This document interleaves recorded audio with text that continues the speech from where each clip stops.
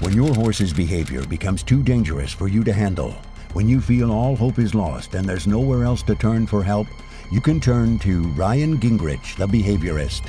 His knowledge and understanding bring hope where there is none.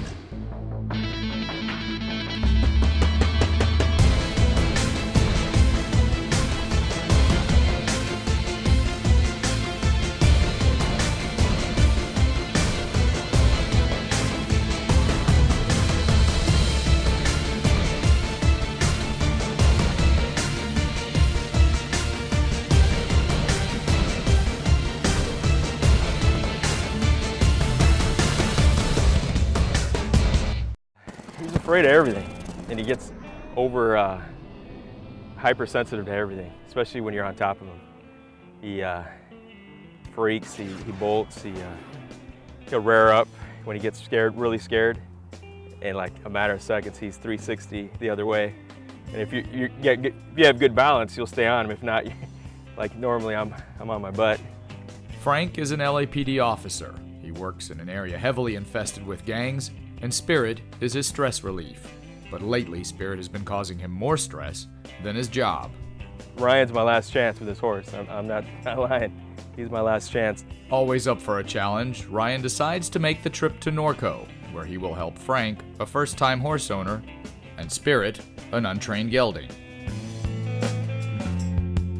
Right off the top, Ryan notices some basic training problems. Frank round pens his horse, chasing him in circles. He also uses a rope halter, which is designed to cause pain at pressure points on the horse's face, instead of a nylon or leather halter. Frank's cues are inconsistent and confusing to Spirit.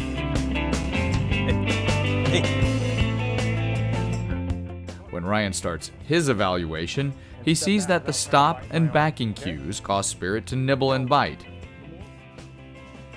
After days working with Spirit and teaching Frank the groundwork, it's time to get in the saddle. He continues Spirit's training until Ryan thinks he's finally ready to put Frank back in the saddle.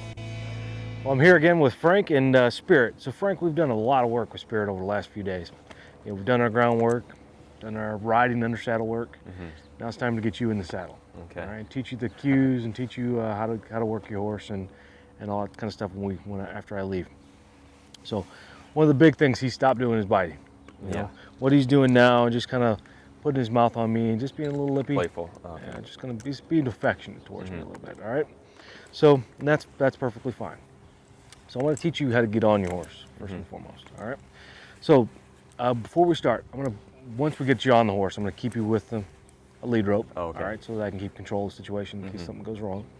But when you're getting on your horse, especially a bucking horse, all right, what you want to not ever do, okay, is just go ahead and grab a hold of the stirrup and the saddle horn. Okay. Put yourself back here in this position, all right, and try to climb up like this, okay? You got no control of the horse whatsoever. Okay. All right, and you're really in a bad position for him to go ahead and just jump forward and plant one in you if you wanted to, all right? Kick you good. So the way I normally do it, whether this is right or wrong, it's the way I do it. Okay. Okay, is I'm gonna go ahead and take the inside rein, all right, and put it up a little bit so I have a little bit more control of the horse's inside shoulder here, all right? I'm gonna turn my back to his head, okay? I'm gonna turn the stirrup towards me. Okay. All right, stirrup towards me, put my foot in, and then I'll go up and over the shoulder of the horse, kind of over the center line of the horse's body here, all right? The other thing that you wanna do too is make sure you square up the horse before you get on.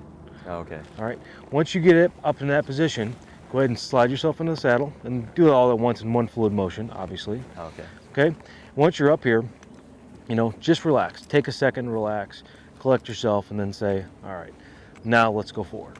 Okay. Okay, and again, the way we're going to teach the horse to go forward, or tell the horse to go forward, is by using spot one. All right, and spot one's always going to be here at the girth line. All right, either side. Okay. So if I'm ever going to the left with the horse, I'm going to use my left leg and say go forward. He's going to take a couple of steps, and then I'm going to say now go to the left. Okay. All right, same thing with the right. Go forward a couple steps and go to the right. Okay. Okay, with spot one. When we're asking the horse to stop, all right, we're going to be using our reins. All right. The main thing I want you to remember up here too is you cannot use your reins and your legs at the same time. Okay? Those are opposing cues. All Okay. right. Now you can use your inside rein and your outside leg at the same time, but you cannot use your inside rein and your inside leg at the same time. Okay. That's a no-no. Two sides, no deal. Right. Okay. Gotcha. Same side, rein and leg is not going to work. Okay. Okay, it's just going to confuse the horse because, again, that's an opposing cue. All right, this says to stop, this says to go, and he can't go and stop at the same time. Okay. All right, so we have to differentiate and have what I call exclusivity with our cues. Okay, this is always going to mean to go, and these are always going to mean to stop, and that's the only really two cues you're ever going to have to remember. Okay. All right.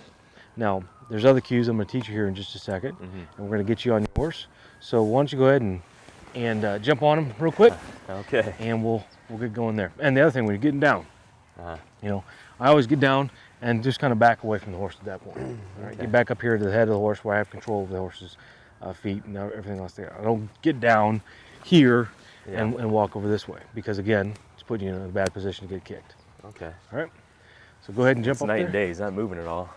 What do you do when he actually does move? When you're trying to saddle him? Well, I'll tell you what. When you're saddling him, When you're trying to get on top of him? when you try and get on him. If he's moving forwards, you can do two things. You can take the inside rein, okay, and add a little pressure to that and say, hey, stop your foot there. Okay. Or better is you can take, if he's always moving away, and people have this kind of problem all the time, go for it. Go for it. Good boy. All right. So if he's moving forward, I'm going to pick up this outside rein, okay, and basically make sure that he's not going to be able to move forward when I get up on the saddle. Oh, okay. Excuse me. So I'll grab a hold here, add a little pressure, say don't go anywhere. Oh, okay. Now get in the saddle. Gotcha. Okay.